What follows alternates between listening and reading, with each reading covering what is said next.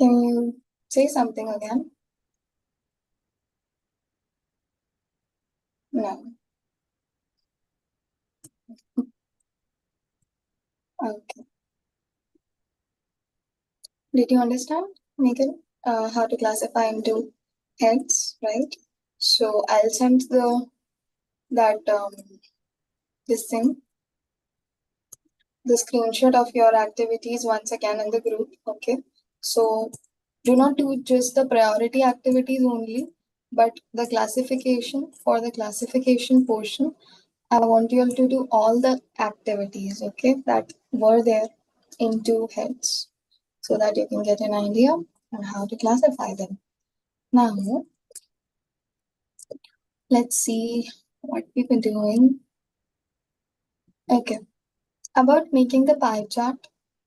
In like when we make a pie chart in maths, when we are making it, we calculate angles. Okay, we calculate angles and then we make it. Okay, or we mark the angles with a protractor and then we make it.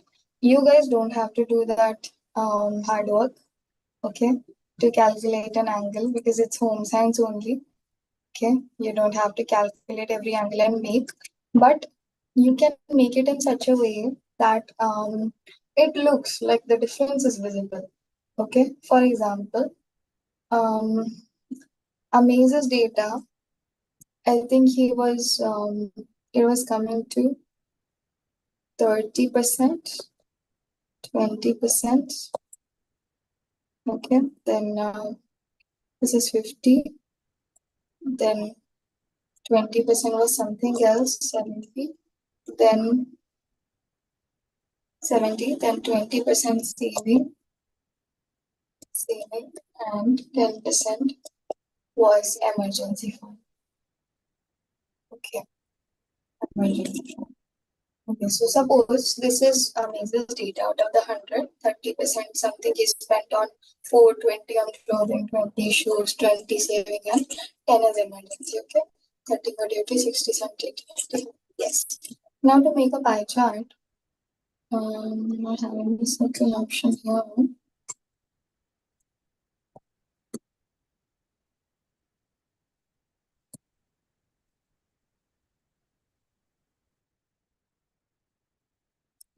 To make a pie chart, first you just take the center point, okay, and mark the center point. Mark the center point, okay. Then Amaze's highest is 30, okay. So make the biggest portion 30, okay. Make the biggest portion 30, okay. 30. Say this much I'm making. Okay. Then you have 320s. Try to make them equal and a little less than 30. Okay.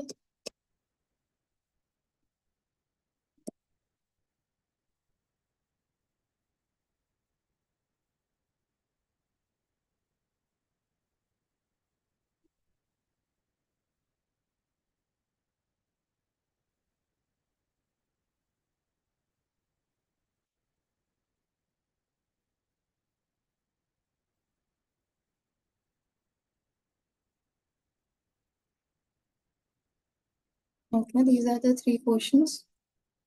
This one, you have an eraser here or not? I don't have an eraser here. This one can be more like this 30, then you can rub and extend it like this. Okay, you can extend it like this. Ignore this line.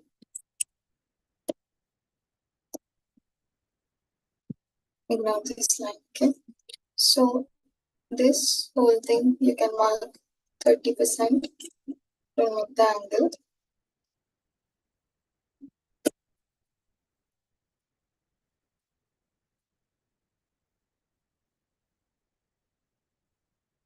This you can mark 30% and write clothes.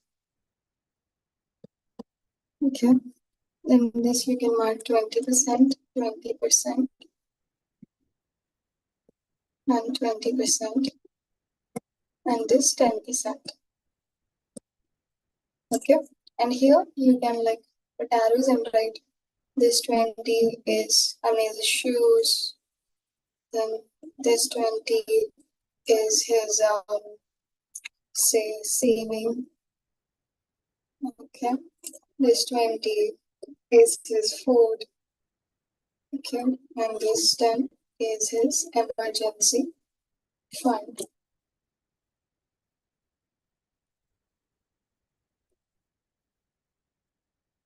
Okay, so you can see that this one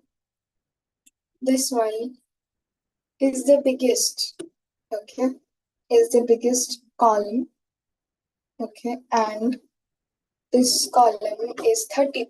That is by the pie chart, you can tell that Amaze is spending most of the money on clothes. Okay.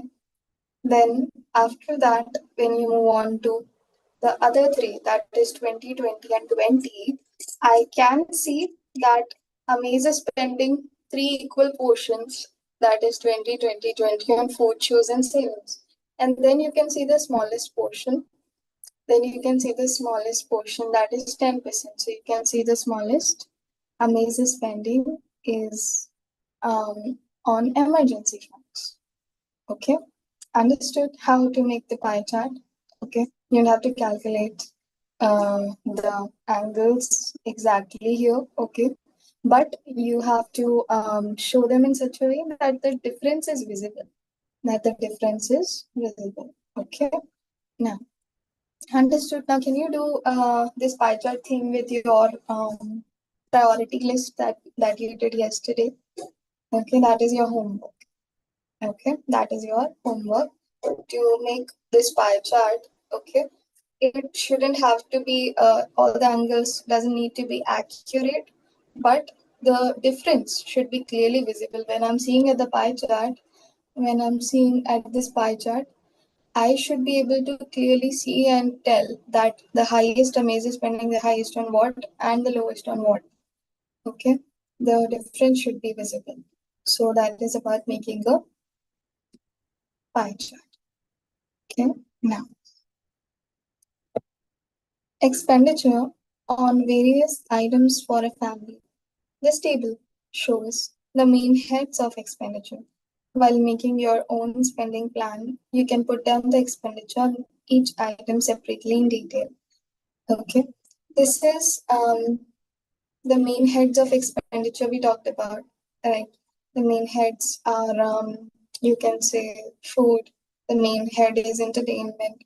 The main head is education.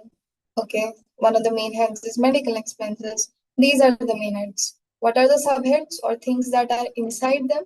Clothes can be you're buying a shirt, buying a jeans, buying a dress. Okay. All of those are comes under clothes, or shopping. If you put ahead, then buying the shoes, buying this, that, all the shopping comes under.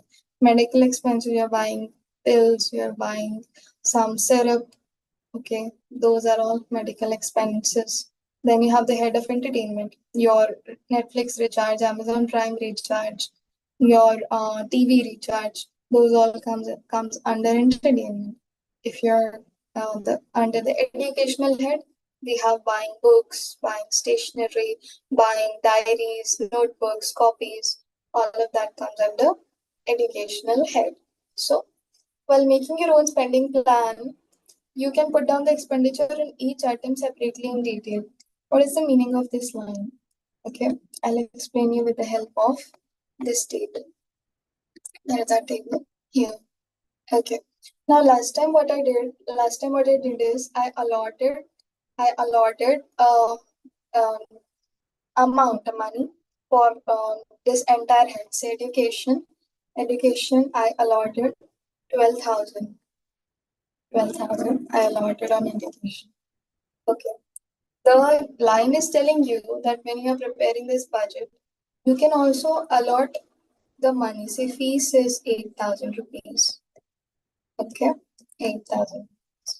Books is 2,000 rupees. Stationery I'm buying is 1,000 rupees. And occupational expenses is 1,000 rupees. Okay. So either you can put education head and put this combined amount in your budget plan, or you can put amount of everything in the budget plan. Okay. Your budget plan that we made yesterday used this method. The one that we made yesterday used this method. Okay. Now I told you to group them into heads. When you group them into heads, okay, suppose there was food and fast food in Amaze's budget, there was food and fast food, both the things were there. If he groups them under the head food, then it will be his food that is 1,500 plus fast food that is 500. He will not write like this. He will write collectively rupees 2,000 under the head food. Or he can do separately. He can do fresh food or his food 1,500 and his fast food 500. This was he did yesterday, and this is also what you can do. You can combine the subcategories, combine their amounts, and write. Understood the difference? Okay. So these are the two ways where you can make your budget. Either you can make it for every single thing separately, you can write the amount, or you can put those things of similar nature together and write the collective amount. Understood? Okay. Now, where were we? Yes, amount to be saved. Every family, whatever the number or age of its members, must save a part of their monthly income for later needs. The needs can be education or marriage of children, medical expenses, house building, buying a car, or a refrigerator, depending on the needs of the family. The family will have to shift emphasis from spending to saving. As a guide, it is advisable to save about 10% of the monthly income. Okay, it is advisable to save at least 10% of the monthly income. We should save. Okay, question may come that how much it is advisable, how much that you should save. So 10% you should save. Okay, and you should always save. You should always save. Balancing the spending plan. While making your spending plan, you can put down the expenditure on each item according to your requirement. The most important and difficult step in making a spending plan is balancing. That is, making expenditure less than income. Okay, like it shouldn't be more than income. So that is setting up priorities and taking the priority things first, taking the less important things next month, or shifting them, postponing the lesser important things in a later period. Okay, that is what we gotta do. That is known as balancing the spending plan. Then this is balancing. Okay, there are two ways to do balancing. One is either you earn more, make more money, or you reduce the expenses that you are making. Can you all hear me? Yeah. Hello. Yes. Okay. So, now balancing, there are two ways to do it. Okay. The first one is either you make more money or you reduce the expenditure that you are doing. Okay, those are the two ways. Earn more. Find other sources of supplementary income according to your capabilities, skills, and knowledge, like taking tuition, stitching clothes, making handicraft articles, etc. Many people do this thing. They have a main income source, and side by side, they are doing a small business also. Okay, I've seen a lot of people who are working with main job, and along with the main job, they are doing a small business of their own. Say they are making handicraft, they are making bookmarks, or they are making some things. Okay, selling them, earning side income, extra income, okay, beside their main job. And that extra thing is usually their hobby, something they love to do, okay, and that also they're doing side by side. So that is earning more, okay, extra income, okay. It is putting our skill to use. Usually if you're good at art, then you can make some handicraft and all and sell it alongside your main job, okay, when you get older. So that is like your using your skill to make more money. Then increase the income by taking a part-time job over time, household production like kitchen garden, poultry farming, beekeeping, and making preserved food items. So some people take up part-time jobs, okay, like morning to afternoon. Their one job is, so evening for 1 or 2 hours they'll take up another job part-time, okay, maybe helping in kitchen garden, helping in kitchen garden production, then poultry farming, beekeeping. Okay, beekeeping is where you poultry farming is related to the chicken. Okay, the chicken farm where they grow the chickens. They like then they take the eggs and they sell them. They feed the chickens. Okay, and the chickens are also sold. Okay, chickens are also sold, and their eggs are also sold. That is known as a poultry farm. Then the bee farming is where they uh, harvest the bees. Like they take the bees and they feed them and all, and then the bees they make honey and then they take the honey, okay, and then they sell it. Okay, that is beekeeping. Making preserved food items is making sauces, making sauce, making jam, making these things that are preserved. Sauce and jam and all these things are preserved. Pickle.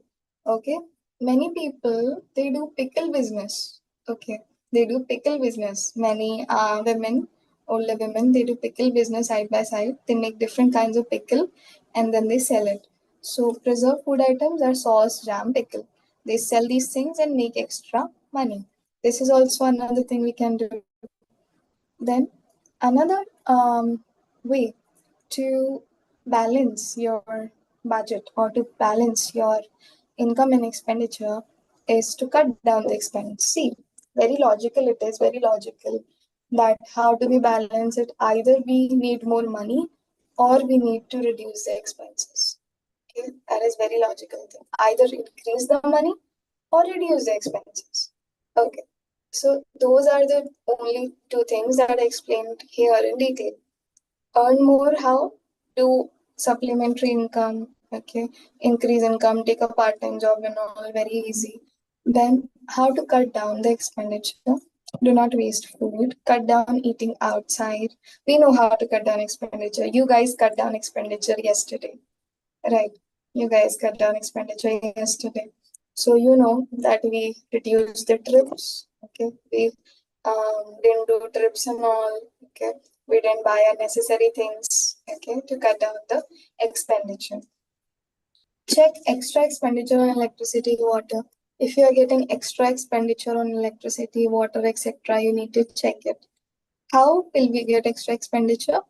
If you're not in the room and lights and fans are running, okay, AC is running all the day, lights fans are running. If you're not in the room, then it will be extra. It will cost you extra, right? More electricity will be consumed, and more will you have to pay. So cut that down. Like close the lights, fans in your living room. Don't keep them on unnecessary. In the day, try to not use the lights in the daytime. You can use the sunlight. Okay, that is there. Then water also same way. When you are not requiring it, close the taps nicely. Sometimes we do not close the taps and the water keeps dripping, dripping, dripping. So save water, save food, do not waste food. Then ironing and washing at home we can do. Okay. Some people give their clothes to be washed, like they give out the clothes for laundry. Okay. Some people, sometimes they do not find the time to do laundry because they are very busy and their jobs and work do not allow it. That time that is okay. But if you can find the time to do the laundry at home, we should do the laundry at home. Ironing also. Then economic use of stationery, that is paper, pencil, okay. Saving the paper, using public transport costs us less than using our own car. Use a cycle instead of a rickshaw. Use public library instead of buying storybooks. Okay, that also we can do. If you want to read, we can just go to the public library. Look out for sales, rebates, and places where prices are completely low. This is a good point. Okay, this is a good point. We can buy when we have discounts or offers that are coming. Okay, this is a good option, and you can also like develop the habit to buy where discounts are there, like Amazon. If you're seeing Amazon, then a lot of things come at Amazon. The Great Carnival, okay, the Great Indian Festival. That's where I buy on Amazon. If I want to buy something, I buy on these things when Amazon is having a carnival or a Great Indian Festival. So it gets us lower prices if you're buying at discounts. Then in festives or at a particular season. We have summer sales in some brands, right? We have summer sales. In winters, we have winter sales. Okay. That is also, sometimes that is also when I am buying. You guys can also do it. Okay. When there is summer sale on the brands and all, you all can buy that time. That gives you all good offers and you can save money. You can buy the same thing and save money. Then shop in one trip. Shop in one trip means that it shouldn't happen that one day you're going, oh, today I need sauce is not there, go buy sauce. Then tomorrow, oh, jam is also not there. Tomorrow, go and buying jam. Okay, then the third day, what happened? Oh, this is not there. Then third day, going and buying that. Okay. Our grandma, every at the start of every month, she goes into the kitchen and checks every single thing that is there and that is not there. Okay, she checks how much quantity it is there and what is not there and what is fully ended or how much it's there. Okay, and then she makes a list of it. Okay, that this things are not there and this things are about to get over, and then she gives us the list. Go by. Okay, otherwise you will go 10 rounds. Otherwise you will do 10 rounds. So that is how we should do it in one trip, like buy all the things we need in one trip. Avoid impulsive buying. What is impulsive buying? Impulsive buying is, say, kids do this. Like usually, they go to the supermarket or the store. Mom, I want biscuit also. I want chips also. I want cold drink also. I want this also. Everything they see, they want it. Okay, that is like buying or impulsive buying. Okay, some adults also do it. Some adults also, they see a nice dress, they buy a nice dress. They see a top, buy a top. They see jeans, buy a jeans. They see shoes, buy the shoes. Okay, so that is impulsive buying, buying impulsively. Okay, we need to stop that. But buy what you need. Okay, buy according to our needs. If you're needing something, then buy it. Okay, but if you have like extra money or saved up or extra, okay, and you want something, then need is also there, so you can just buy. Okay, but not impulsively, not too much, not a lot. Then allocate funds to items which are not necessary at the end. We can allocate funds to the items which are not necessary at the end, means we can buy them next month, buy them in the later period. Okay, understood how we can cut off the extra expenses? Any doubt in this table? Any doubt in the table?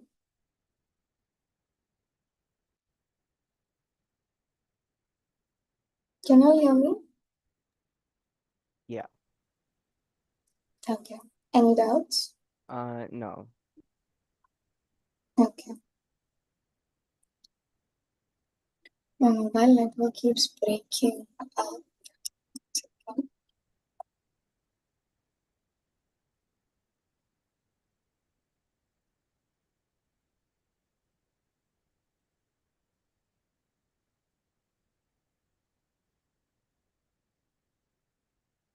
Okay. There are some of the ways by which we can help supplement family income. Therefore, the best budget is where income and expenditure allocation is balanced. Okay, that is the best budget where your income and expenditure is balanced. Okay, look at this. This is income is less. It's on the downside, means it's less, and expenses is more, way more. That is a bad situation. Okay, this one, income is very high. Income is at a high and expenses are low. This is also good, ideal. Okay, this is also ideal, means it is good. And this one, where income is there and expenses are there, that much only. Okay, what people have mostly is this one. Okay, what adults have, what situation adults have mostly is this one. Okay, what people in debt are having, this one. If you have this situation, first one, it means you are in debt, means you're owning people money and all. Okay, means you're owning people money and all, and you're in a bad position. Okay, if you are in this last one, this is very good. Okay, very good. And young people usually have this situation where they are not having a family and they do not have to pay the bills and all, but still making something. College students and all, okay, still making some money. So they are having this ideal one. Okay, when you have a family, when you are parents and a house to manage, then this is a balanced situation that they have all the time. Okay, now a spending plan. It discourages impulsive buying. That is, it keeps us away from buying what you really do not need at a particular time. Okay, we just go and buy everything we think that looks good is impulsive buying, even though you do not need it. So this spending plan keeps us away from doing that. Then a spending plan helps you to meet all the needs of your family members. For this, you make a list, allocate money for each item, and then spend according to the spending plan. It helps us meet all our needs, okay? Because we know now we have a plan on how we can manage our money. It fulfills all the needs that are there. Now, make a spending plan or budget for a family of 5 members. That is, parents, grandmother, and 2 school-going children. Father's income from job is 16,000. Mother's income from job is 14,000. The interest from the bank that they are getting from the savings is 1,000. Their total income is 31,000 per month. When your spending plan is ready and you have balanced it also, the last step is keeping records of all the expenditure. Why should you maintain a record of expenditure? This will help you to know how much you have spent on each item, know whether you have spent more or less on certain items than the previous month. Control any unnecessary expenditure by not spending money on these items. Plan for future needs, save money. Check or compare old prices with new prices and avoid getting cheated. I have a friend who records every single expense they do. Okay. So I think I have 2 friends who do this thing. Okay. They record every little expenditure they make. Okay. She bought a packet of chips for rupees 20 and she wrote it down. Okay. That this day I bought 20 rupees chips packet. Okay. And she wrote it down in a diary. Another friend I have, this person, they have a mobile app. Okay. I think I don't know the name really, but it is an app which lets you record all your transactions really well. So whenever they do a transaction, they go make an entry. They make an entry there that this I spent this much on petrol, car petrol this much, okay, this thing this much. So this one of my friends is doing it manually, one of my friends is doing in their mobile. I do not write it down anywhere, but I do not use cash payments. If I'm paying, I'm always paying with my mobile, the UPI. I'm only using UPI, not the cash money. But in the UPI, it gives you a list of all your payments and your expenditure. So that list I'm keeping in the UPI that I use. So it's very important to maintain a record of the expenditure. Their manual noting down, my other friends noting down in the app, and my that list that is there in my UPI apps is all your record of expenditure that gives you, that helps you to see how much you spent. Okay, and previous month also I do this. Like the second point is there, na? Know whether you have spent more or less on certain items in the previous month. I check previous month how much I spent, this month how much I spent. So I check, okay. And then next month I make sure that I don't have to spend this much, I'll spend lesser than this. So it gives me an idea about my expenditure. To control any unnecessary expenditure by not spending money on these items. It helps you control unnecessary expenditure. Then you can plan for future needs. Because I keep a tab of how much account balance I'm having, how much I'm spending, how much I'm saving. It helps me to save or to plan for anything that I'm saving. Okay. For future needs, it helps me to plan it out, plan my future needs. Okay. And I know how much I'm spending, saving, what's the balance. It helps us to save money. It helps us to check old prices with new prices. Sometimes what happens is the products, the previous month some product was 120. This month the same product would be 140. Say a face wash or a shampoo bottle. Okay. Why? Because price changes because market conditions vary. Okay. Market conditions vary. That is why price changes of items. So I can know if I'm having a record, I can know that previous month I paid only 120 for this month I have to pay 140 for this. Okay. So it helps us compare the difference. Then avoid getting cheated. Okay. Say you paid to somebody, you paid to a vendor. Okay. Now that vendor, after a few days or after some 2 to 3 weeks, that person is saying to you, "You didn't pay me." Okay, you didn't pay me. So then you think, how can I prove that I paid him? Okay, you can show the record. This is my record, and I paid you. Okay, I wrote it down. I paid you. So this is happened with me also. This thing happened with me. This thing people do. Okay, they say that you didn't pay. When you have the record, you can show them that, see, I paid. So it helps you to avoid getting cheated. Okay, that is why we should record our expenditure.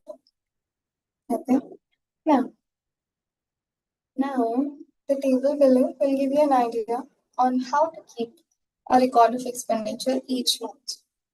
Okay, so this is the things, okay, the heads, and under the heads.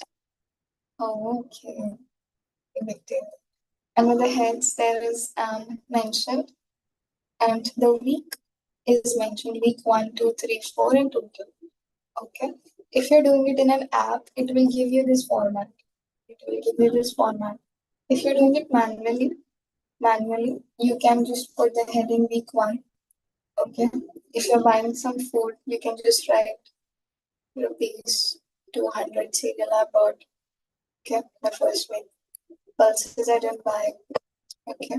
Vegetables 250 I bought. Okay. Fruits 300 I bought. Milk. In the first week I bought 500 rupee milk. Ghee I didn't buy, butter I didn't buy. Okay. So this in the like first week you can put week 1, you can put the date on the dates you're buying. Only the dates you're buying, put the date, put the item, put the date, put the item. That's what you usually do manually. Okay. Otherwise this format is very good. Okay. It has all the heads. The head of food is there. House head is there, clothes head is there, education, household bills. The heads are there, and the subheads are also there. So you can fill accordingly into this table. Okay, name fill accordingly into this table. That in week one, what all I'm buying. Okay, week three, what all I'm buying, and then the total. Okay, you can do this. So I'm not right. Understood. Like understood the format. Understood how to do it. Right. Okay. We are not going to do the whole thing. We are not going to do the whole thing. This is just for you people to understand the format, understand how it's done.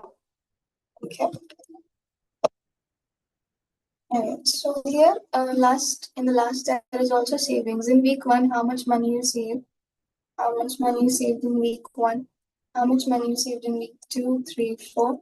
Suppose I'm saving 500 every week. First week I saved 500. Second week I saved 500. Third week I saved also 500. Fourth week 500. Total would be, last column is total. I saved 2000 rupees. Okay, so saving and any other item free to fill. Okay, we'll stop here for today.